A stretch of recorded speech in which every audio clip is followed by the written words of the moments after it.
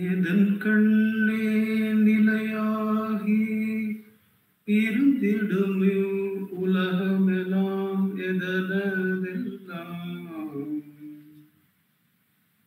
எதனென்றும் அனைத்துலகும் எழுமோ மற்றிவையாகும் எதன் பொருட்டாம்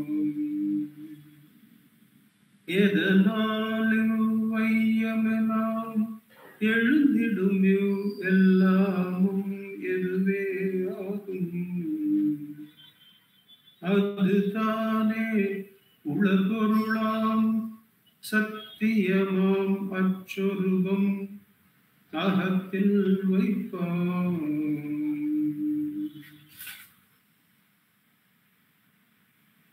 ஒளி உனக்கெது பகல் இடனெனக்கிருள் விழாய் ஒளி உணர் ஒளியது கணதுணர் ஒளியது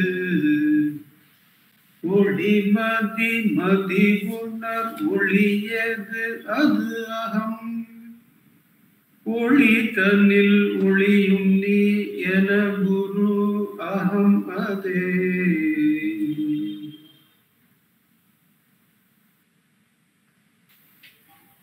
Namo Rama. With Bhagavan's immense grace carrying us right through, we are embarking on meditation of the 7th verse of Ulladu Narpadu Anubandham.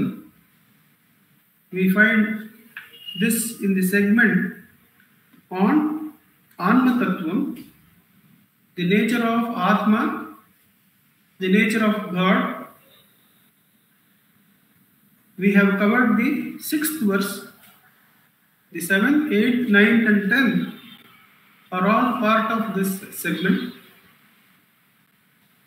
This is the Ekashloki by the Adiguru, the Shankaracharya, the famous Ekashloki, which covers the essence of the Vedantic teachings in one verse. Now, the way in which the Vedantic speakers approach this is that this by itself is a book. It is a book, it is a nool made of just one shloka. So, they go on to say that Acharya has written certain books which are comprising of 10, 100 or even 1000 shlokas. So all the contents of those 1000 shlokas are brought into essence in this one shloka, the Ekashloki, and that Bhagavan has translated into Tamil. So that is the verse we are embarking on. It would be right to just go into the preceding verse. Devan yar manam theruvan en manam aviyan ennal aripadume devanni agume aarkum surudiyal ekanam devane endru. That was the preceding verse, where it was similar to this verse in the sense that both are bringing to the Atma Tattvam, and also both are in the form of a dialogue between Guru and Sishya. The preceding verse, the 6th verse was Devan Yar, who is God, Yar Manam Teruvan, that is responded to with a counter question by the Guru, who is the one who is witnessing the thoughts, the mind. And the Sishya answers, Enmanam aviyam ennal haripadume.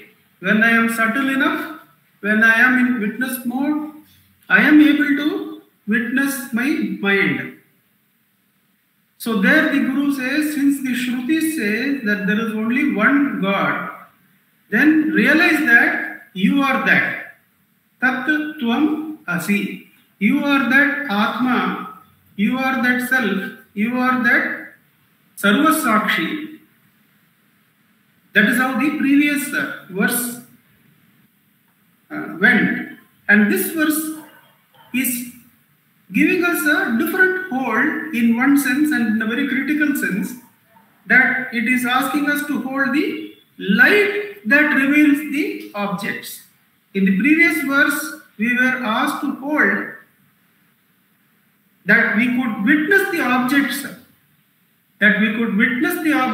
we could witness the thoughts. Here, the thought is not the object of observation, but the object of observation is what is the light that reveals the objects. So the Guru is indicating straight away that the objects are nothing but this light made into those names and forms. So that is the indication that those objects gets absorbed in the Akasham, in the respective light, and finally it ends by saying, you are that light. So the slight difference between the previous verse and this verse is that there is a Sakshi Bhava of objects that is possible and that is given credence in the previous verse. Here it is the light, but still the shloka doesn't put the onus of coming to the Hridayam directly, as does Bhagavan in the subsequent verses in 8, 9 and 10. Bhagavan is going to take us directly to the self. We will see the Mahima, the directness of Bhagavan's path, and the beauty of those verses, the 8, 9 and 10. But let us dwell on this verse, which asks us to look at the light that reveals the objects. So the shloka goes like this. It's a dialogue where the initial question is asked by the Guru, and it is said to be an extraction of a segment from Brihad Aranyaka Upanishad. The exchange there is between the Guru and the Sishya, and the core of inquiry is about the self-luminous self, that the Atma is a light unto itself. That is the point to which those 6 or 7 verses in Brihadaranyaka Upanishad lead us to in that particular segment. This Ekashloki is said to be the essence of those 6-7 verses. Those who want to investigate, you can go into the Brihadaranyaka Upanishad, you can key in the segment and you will get it. And those verses are similar, almost same but similar we can say, because in 1 or 2 examples or the points of holding, there is some difference. But many commentators say that Acharya has condensed that segment into this Ekashloki. So it is Upanishadic, it is the essence of Upanishad in one sense. Oli unakku edu pagal, inan enakku irul vilakku, oli unare oli edu kan, kanadurar oli edu oli madi, madi unar oli edu adu aham, oli danil oliyum ni ena Guru ahamade. The translation by Sadhu Om Swamigal. The Guru asked, what is the light for you? If you go back to Brihadaranyaka Upanishad, we can tell the Guru is asking actually to begin with itself, what is the light that reveals your Atma? What is the light for you that reveals the Atma? But the disciple goes step by step. Disciple first says, whatever I see during the day, I see by sunlight. That means the disciple replied, for me in daytime the sun, in darkness a lamp. In the Brihadaranyaka Upanishad, they give a step. They give a step as in the daytime the sun, in the night the moon, and when both are not there, when we have a moonless dark night, then Agni is the step given there, but it is not very significant.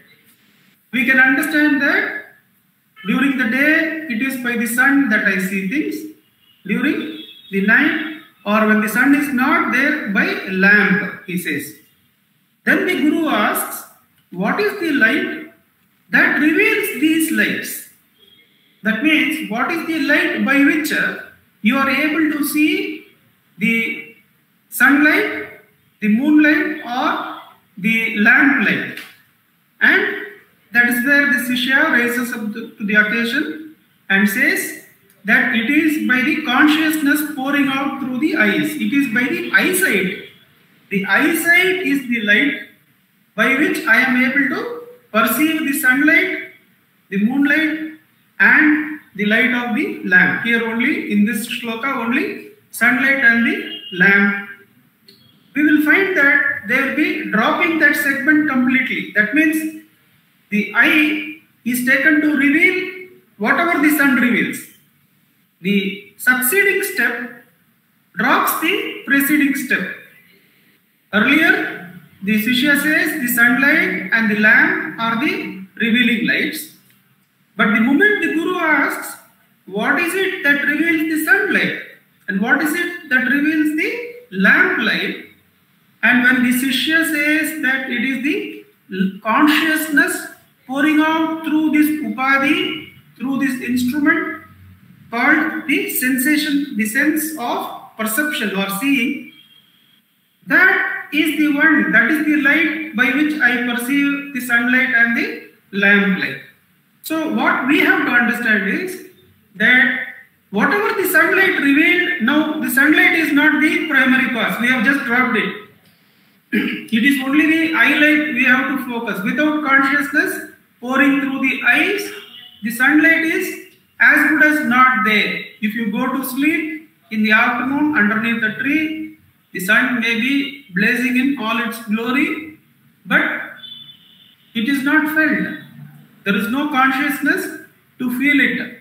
Therefore, the Guru brings the Shishya to the senses. We have seen a shloka in the Bhagavad Gita Sara that Indriyani Paranyahu Indriyebhyah Paramanaha Manasastu Parabuddhi Yobuddhe Paratastu Saha, in which this order is given by Sri Krishna that the Indriyas are more powerful than the world, and more powerful than the Indriyas is the Manas, and more powerful and all-encompassing than the mind is the Buddhi, and more powerful and all-encompassing than the Buddhi itself is the Atma. That is how that shloka goes, Indriyani Paranya, like that.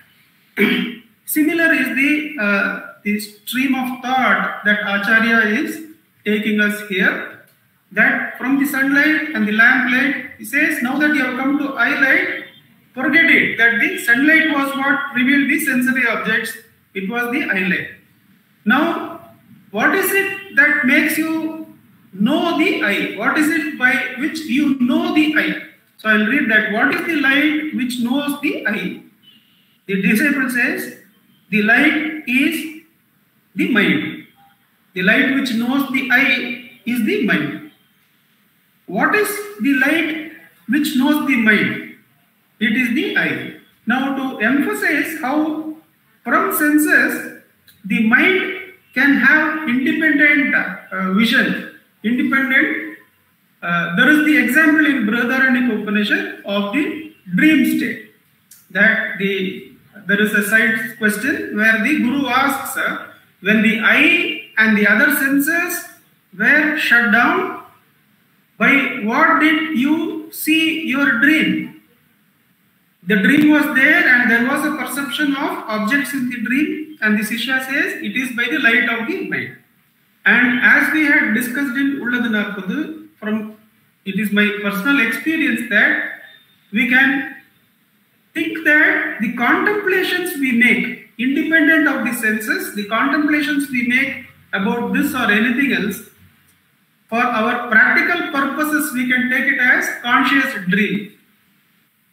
The conscious dreaming. So what they apply for dreaming there, we can say for contemplation, and that contemplation also has to be taken to the source, to the self. That is a help we can take in analysis, that when we meditate on Ulladu 40 verses, then we are not using the senses. It is only by the light of the mind we are analyzing and looking at what Bhagavan is asking us to do. So that is a conscious dream.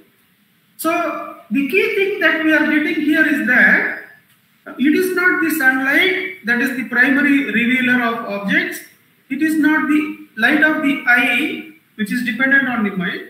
It is the mind which is the revealing of the world. Without the mind, there is no world. So the reinforcement of the first 4 verses of Ulladu 40, after the first 3, the next 4 verses where Bhagavan takes us from the world to the mind and says that all this is made of mind, is made clear once again that the senses are, even when the senses are not there, what is it that reveals the dream or the contemplation to us? It is said in ancient, or in Greece, there used to be a philosopher who would think so concentratedly about this mathematics problem that he would be lost in that, and he fails to observe the king who has come. And it is said that the king cuts off his head and he doesn't even know that. But that's another story altogether. The idea is that the mind can be independent of the senses. It is not dependent on the senses as we act out to be in our daily life. Now, what is it that reveals the light of the mind, which is the question dealt in the previous segment, and this, what is the light which knows the mind? And the Shishya says, it is the I thought, it is I. It is I who know or witness the mind. Here this verse joins the previous verse, and the Guru finishes, therefore you are the light of lights, that is you. You are the light of consciousness which illumines all the lights mentioned above. So, you are the light which lights up the intellect, the manas, the indriyas, and the world. Without this light, without the light of the self, the Atma, none of them would be there. They don't have their revelation or in the being lit up or existence without the light of consciousness of the Atma. Then when the Guru declared thus, that you are the light of lights, the disciple realized, I am only that. I am the supreme light of consciousness. That is how the verse ends. That is, it's a dialogue between the Guru and the Sishya, gradually taking the Sishya from the light that reveals the objects in the world to the senses, to the mind, and then to the Atma, indicating that without the rise of I thought, nothing would exist or would be having life. So, Nan Ezhundidil Ellam Ezhum. That is given reinforcement here. Drigdrishya Viveka is given reinforcement here. All the drishya is vilaya, is done, is dropped off, and the importance of the paramadrik, the drik which is aware of itself, is brought to our understanding here.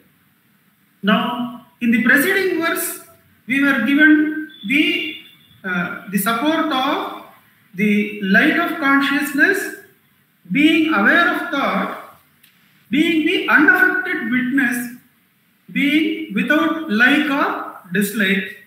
Here, that support is taken away, and whenever a support is taken away, a dependency is taken away, and a freedom is given. Now, we will see that, but the flow of the verses, that the 6th verse, 7th verse, and then we are going to see Hridaya Kuhara Madhye, the next verse, 8th verse. But in this verse, Bhagavan gives another support. He takes away the support of witnessing thought, but he gives us the support of the akashas. The akasha that is there in the senses, the akasha that is there in the mind, the akasha that is there as the pure consciousness. These three akashas he gives us as support, which is not there in the previous verse.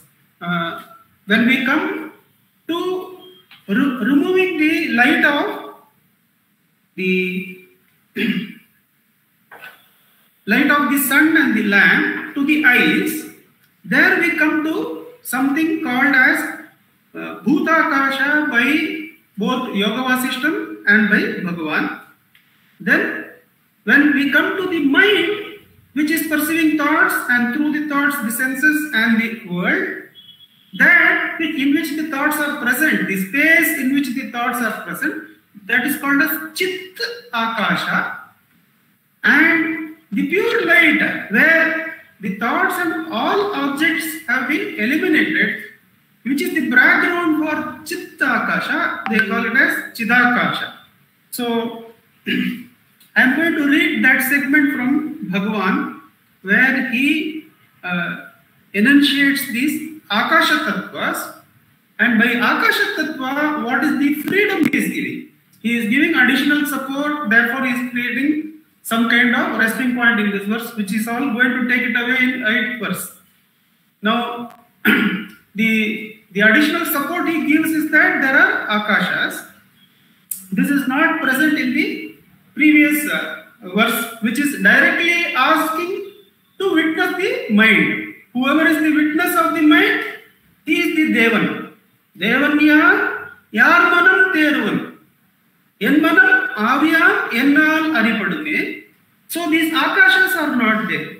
Here, the entire world and the objects in the world revealed by the sunlight and the lamplight are now consumed by the Akasha, the Bhutakasha or Indriyakasha. The Indriya becomes the witness for all that, and it Kabalikara, it consumes all the objects there. When we come to Chittakasha, it is the space in which all the thoughts exist. Therefore, by understanding all the worlds exist, the sensory worlds exist only in Chittakasha. It underlies Bhutakasha. And the Chittakasha itself is supported by the Chidakasha, the pure light, which reveals everything, which is the Atma Tattva, which is what the Shishya is. That is what you are. The light which reveals, which is within every light and reveals every other light. So I am going to read that segment where Bhagavan covers these Akashas for us. It is also there in Laghu Yoga Vasishta, in the story of Leela, where Saraswati and Leela have a conversation about these Akasha Tattvas. So we will go into that briefly after reading what Bhagavan says about the Akashas. So this is talk number 451. S.S. Suryanarayana Shastri, reader in philosophy, Madras University, arrived this night. He had a doubt which he said had been cleared on reading Sharma's commentary on knowledge of the self. The doubt was, how can the world be an imagination or a thought? How can the world, which is so huge and the universe is so huge, how can it be an imagination or a thought? The thought is a function of the mind. The mind is located in the brain. The brain is within the skull of a human being, who is only an infinitesimal part of the universe. How then can the universe be contained in the cells of the brain? So a question which any scientist would ask, who feels consciousness is generated by neurons, he will ask such a question, that how can the whole universe be contained in the brain? Shri Bhagavan answered saying, so long as the mind is considered to be an entity of the kind described by you, this doubt will persist. If you consider that the mind is having its seed and worse, is generated by the brain cells, then you will have this doubt, says Bhagavan. But what is the mind? Let us consider.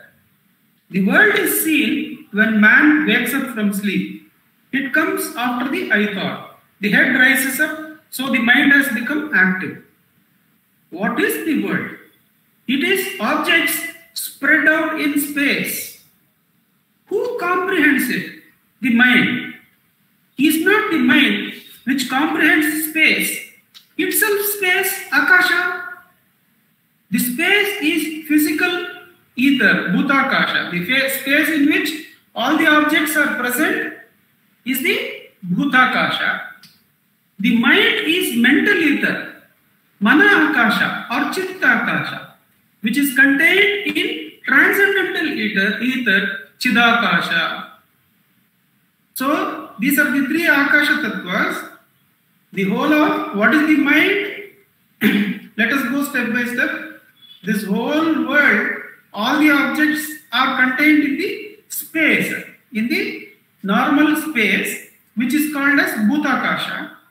But that Bhutakasha is perceived by the Chittakasha, by the mind. Therefore, it is enveloped by the subtle. It is enveloped and contained in by the Chittakasha. The whole sensory creation, however light years along it may be, it is all contained when you identify with the Chittakasha. So, the Chittakasha identification is not the Nandakumar fellow who started the journey. The moment we identify with an Indian, it is a different identity from somebody who is very much interested in this particular person's welfare. There is an expansion of consciousness when we identify with Indian. What Bhagavan is saying, expand the consciousness to identify with the Chittakasha. You are the Chittakasha. The identity, when you can expand up to Indian, when you can expand up to a global citizen interested in the global warming, that protecting or working towards safety of all human beings, protecting them from global warming, then we become a world citizen. The Vishwa Manava, which Kuvempu says, there is an expansion of consciousness. We find Al Gore giving up the whole of presidency of USA. He could have contested. He consciously says, if the world itself is not there, what am I going to do as a president of US? Therefore, I want to work towards the global warming and its effects. So his consciousness takes a leap in identity from a citizen of US to a world citizen. Now, what Bhagavan is asking, if those shifts in consciousness, the identity can be with the whole of humanity, then it only requires an understanding that the identity can be shifted to the Akasha, which contains all the thoughts, all the good thoughts, bad thoughts, that Chittakasha having consumed this world, whether this world is going to remain or not remain, all those are not the primary things in the Chittakasha, because the Chittakasha has already consumed that. The existence in Chittakasha has crossed this. And in one sense, such a being is bringing something beyond the existence and non-existence of this into this plane. So Bhagavan is asking, the mind is not the generation from the brain cells. It is the Chittakasha in which the Bhutakasha is contained. And don't even stop with the Chittakasha, from where you observe the thoughts and inquire for whom is this thought. So when we inquire like that, we are operating in the Chittakasha. When Bhagavan is saying, treat this world like a dream. Beginning itself he says, treat this world like a dream. That means he wants us to be detached. In one sense, he wants us to directly go to Chittakasha, where you be a resident of Chittakasha, observe the thoughts rise, let it go and hold the eye to go to Chidakasha. In the Chidakasha, there is not even the thoughts. It is the Adhara, it is the pure consciousness, which is the Adhara of all the worlds contained in the mind. The sensory world is contained in the mental world. The mental worlds are contained in the Chidakasha, the space that has nothing else other than consciousness there. And the shloka ends up by saying, you are there. So I continue to read where Bhagavan takes us from this Akasha. The mind is thus ether principle, Akasha Tattva. Being the principle of knowledge, Jnana Tattva, it is identified with ether, Akasha, by metaphysics. So there is this clear possibility that you go beyond thought, because thoughts all have their Adhara in that Akasha. Considering it to be ether, Akasha, There will be no difficulty in reconciling the apparent contradiction in your question. How can the whole cosmos be contained in these brain cells? No, the Advaitins or the Vedantins or Bhagavan is not asking us to crush all that and put it into the brain cells. But they are asking us something. They are asking, don't be a silly little citizen residing in a body. When you can easily understand that a wider identity with concern for the nation, identity with concern for the world already expands who you are. You are a Vishwamanava. And the Vedantins don't want us to stop there.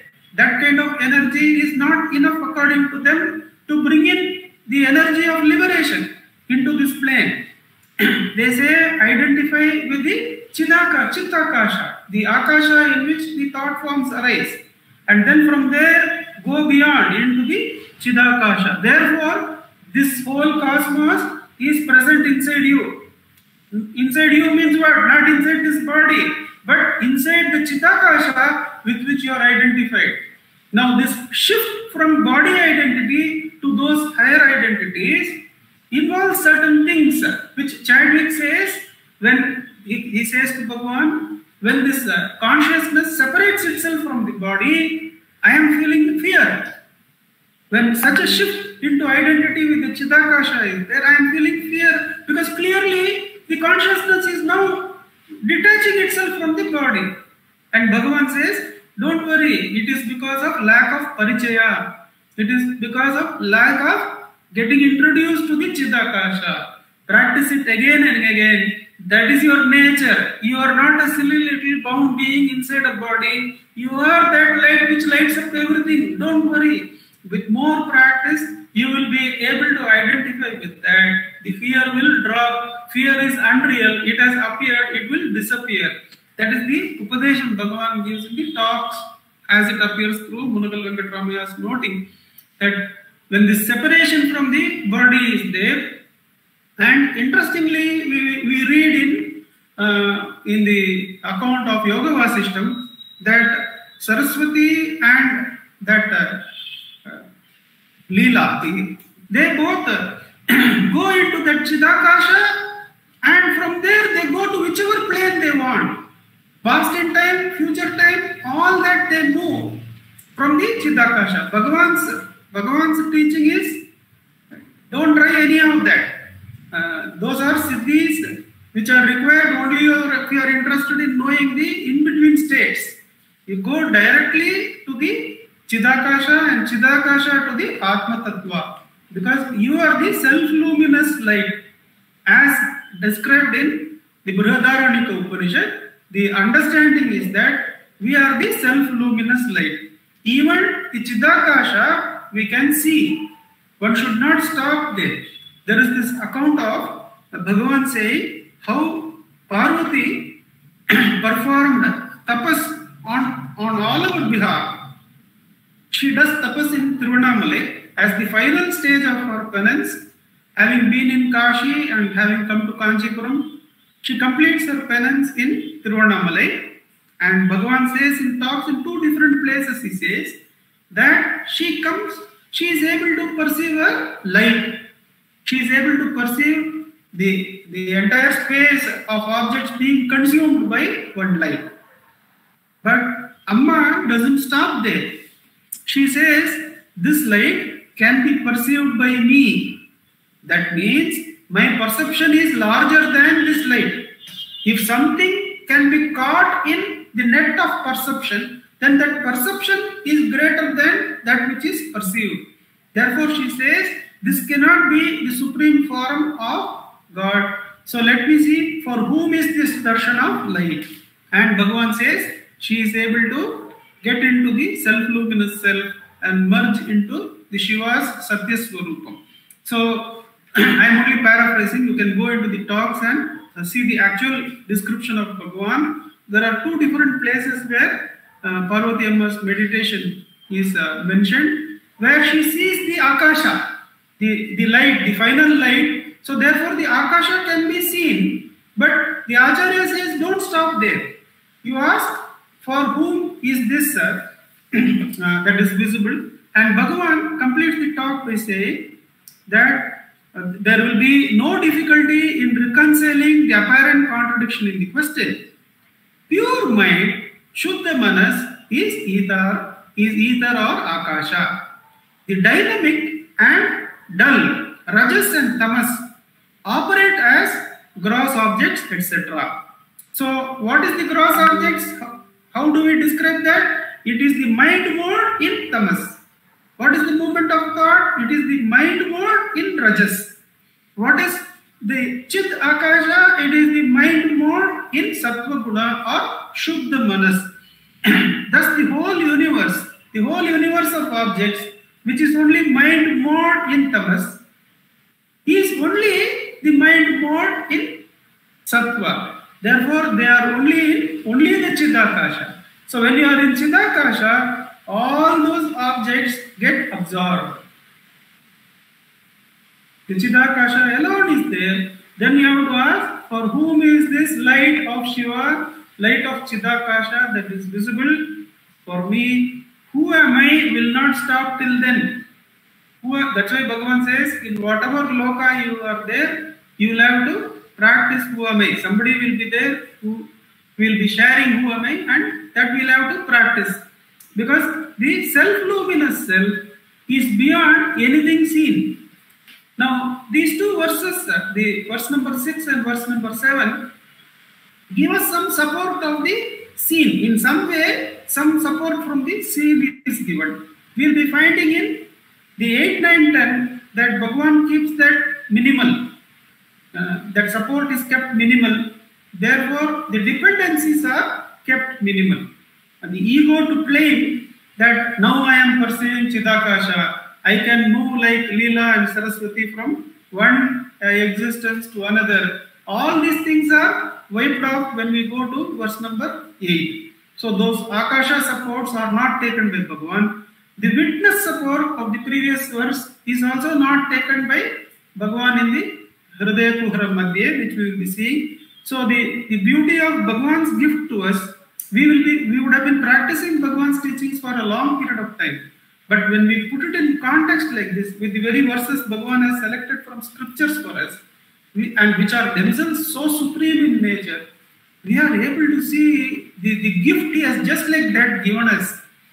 Take this, the highest of and the simplest and the direct path, how easily he has given to us, hold the Ulla Porul.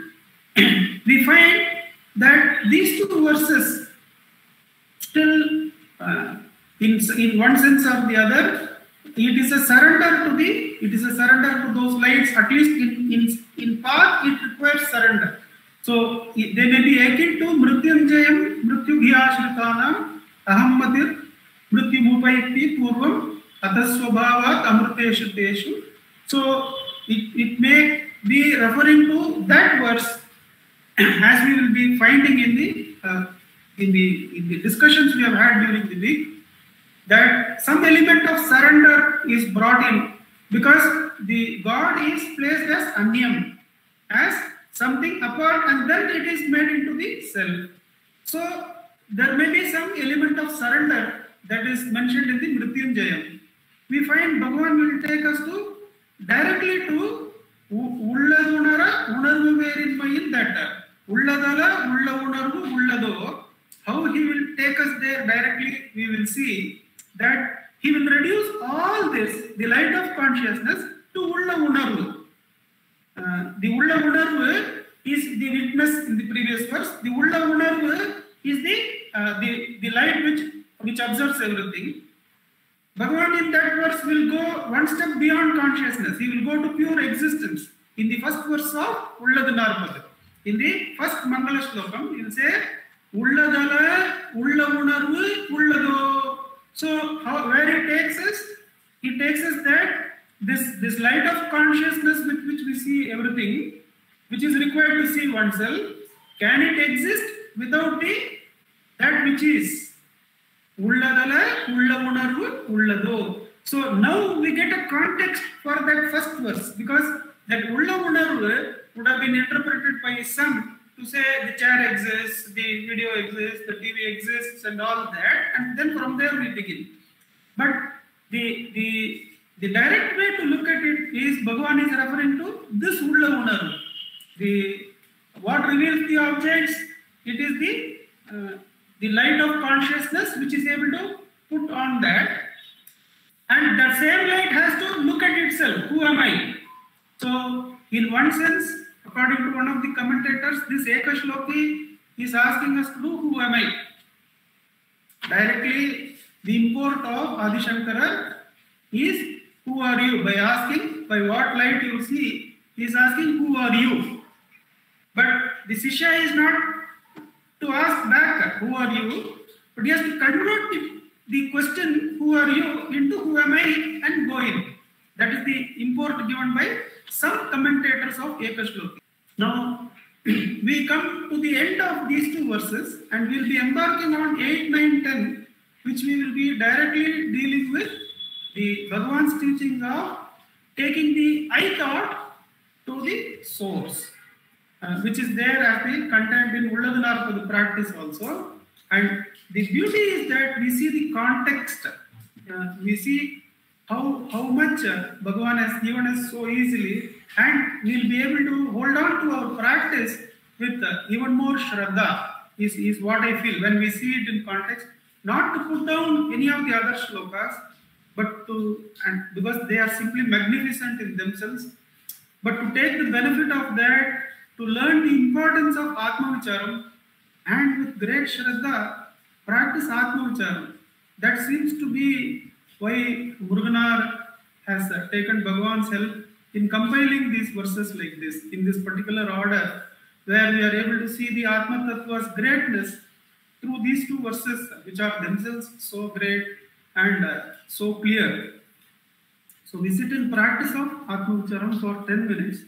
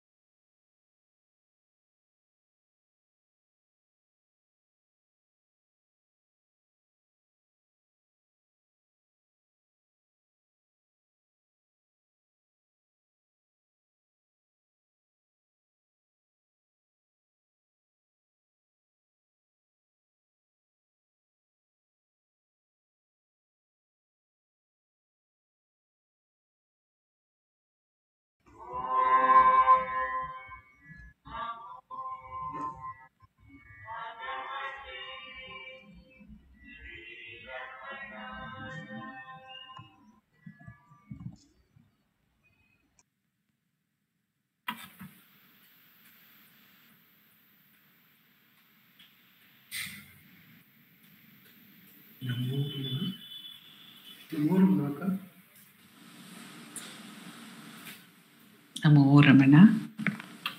Prostrations to Ramana. Shining as the self in all beings. So even when I say this prostration, I am saying shining as the self in all beings. Based on Bhagavan's explaining who he is, Ariyadi Itara Jivar Ahavarija Guhayil Arivai Ravi Paramatman. But then there are all the beings. This is a question. When we see beings, then Bhagavan says shining as the self in all beings. In Ulladu Narpadu, he says, Naam Ulahanka Andalal Nanavan Shakti Ula Or Mudalai Oppal Oru Talaye. Because we see a world, it is necessary to understand there is that power which is the basis of all this, which is, then he goes on to say, Chittiramum, Parpanum, Sherpadamum, Aroliyum, Attanayum, Tanam. So, one very important point which Nandakumarji was bringing out to us is that when I see that the external world is seen by the eye, at that time he says that the world is consumed by this. If I continue to say that this I is the adhara of that world, then it is not consuming it. It is still dwelling on the duality, but only saying one is the support of the other. But what is happening here is that there is a recognition, it is not a support. It is an understanding that it does not at all exist apart from this. That's why Bhagavan, in that last of that Ulladu Narpada, he says, Chittiramum, Parpanum, Sherpadamum, Aroliyum, Attanayum, Tanam. Everything is only that light. It is, first of all, maybe difficult for us to accept that everything is one and the same light. Even when we are saying, we will say, yes, all the ornaments are of gold, are made of gold. We are able to accept that, but we are not able to accept there are no ornaments at all. The ornament does not have any existence apart from the gold, we may accept. But that the ornament is itself only a myth. That we accept when we look at the dream or the Chit Akasha, when we come to the level of the mind. Bhagavan says we can understand in the dream that there is no entity apart from us. In one of our workshops at Thiruvannamalai, Venkatesh Deshpandeji, he had given us a questionnaire. In that, one of the questions were, who is the robber in your dream?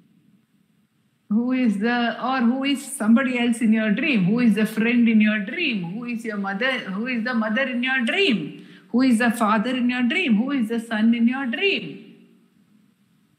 It is none other than I myself. All of us had to come to that answer that in my dream, all the people in my dream are I myself. There is nobody else. And there was a very beautiful experience of Dilipji's cousin, Raghavendra, which we often dwell upon and which we used in our dance drama as well. That he had a dream where he and Dilip went in that dream to meet a Swamiji, and that Swamiji was speaking in Sanskrit, and the Swamiji asked some question in Sanskrit, and Raghavendra said, I don't know Sanskrit, but Dilip knows Sanskrit. And Dilip answered the questions of the Swamiji. And then Raghavendra woke up. But he could have dispelled the dream, but Bhagavan was kind enough to make him do some enquiry into that, and then he recognized, he said, actually in my dream, I was Raghavendra, I was also Dilip. who went with me and who knew Sanskrit, and I was the Swamiji who knew Sanskrit. So I was at the same time the Swamiji who knew Sanskrit, Dilip who knew Sanskrit, and Raghavendra who did not know Sanskrit. So the Jnana and the Ajnana were all contained within me. It did not come from somewhere outside. It is all only me. He could experience that, or he could understand that. So when we understand this, then everything gets contained in the Chit Akasha. When we understand that all the thoughts, as Bhagavan says in self-inquiry, he says they're all only thoughts. So what Nandakumarji often calls the bunching together. If we do not do that, it is difficult for us to drop it or to absorb it. Either one. Absorption and dropping are both the same. In absorption, it just as Nandakumarji said today, it disappears into that larger framework. I too found that very useful to me. Once I read this article in the Mountain Path, which said that so long as you perceive that thought is something apart from you, it will always be difficult to control the thought. Somehow Bhagavan's grace at that moment, that sometimes that Granthi, Nandakumarji says, that Granthi opens. So it became absolutely, at that time, the mind reached a point of silence. But what happens? It comes back with an experience of understanding something. The understanding that thoughts are all the same, the understanding that all this is one, if it is experienced by me, then the fullness has not yet been reached. It is an anubhava at that point of time. Then I come out and say, I had this experience. I understand that there is no difference between one thought and the other. Then there is a further step to which Bhagavan takes us, wherein he says this is consumed by the aham. That is, by the self, the aham has to be consumed. Only then the total consummation will happen. Until that point of time, if it remains as an understanding, the duality will remain. So there was another question which came in the workshop again by one of the participants, who asked how to make, so we accept, he says, we understand, we experience also, we go into that state of oneness, then we come out of it. How to make that steady? How to keep that state steady? So the answer which emerged at that point of time was, if we think that is a state to which we are going and coming, it cannot be steady. We must understand this is a state to which we are coming and going back to the natural state. That is natural. This is unnatural. So what do we think, however? We think we get into samadhi and we come out of samadhi. We get into that and we come out of that. We perceive ourselves as the self and we come out. We think that we are living as two people actually. One who is abiding in the self and one who is existing as Sharada. Whereas in inquiry, what happens is that every part of this is questioned. This coming and going also is questioned. This existence as two entities is also questioned. Everything will be questioned until it dissolves, until no trace of duality remains, until movement is totally absorbed or movement is totally dropped. One of the two, as earlier also Nandakumarji could say, we can say that it is Shakti Nipata or we can say it is rising up, whichever it is either a dropping or it's a merging or it's a dissolution. That words are different, but again, they're all words. They're all only in this realm for us as supports. As he said today, Bhagavan gives us many supports. Bhagavan is so kind. He is constantly giving us some support or the other. And he is kinder still in constantly removing support after another. What to say of his kindness, of his compassion, of his grace. Om Namo Bhagavate Sri Ramanaya.